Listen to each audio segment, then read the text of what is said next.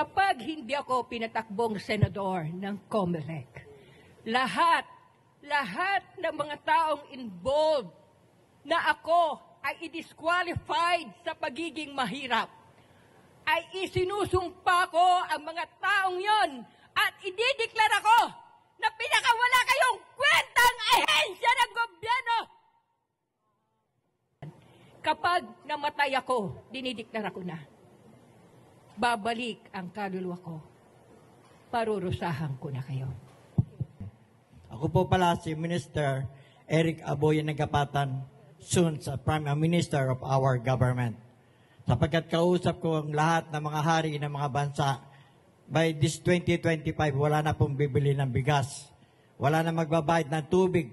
Wala na magbabayad ng kuryente. Wala na ring maggagawa ng bahay ng mga mahirap, kundi puro building na po ang itatayo.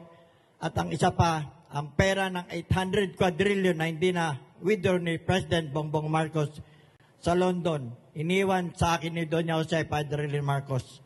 I'm the heirs of Somalian. Ilang ranyo na po to, sir, sa COMELEC? Pag-apat sa yata, 5. Mga ano? My last is for President. Yes, sir. My last. Yung 5 na po yun, sir, anong mga taon po yun? Yun, it's hard for me to recall kung mga ilang taon na yun. Mayroon ka na bang naisip na unang panukaan ng batas na gagawin sakali manalo ka bilang senador?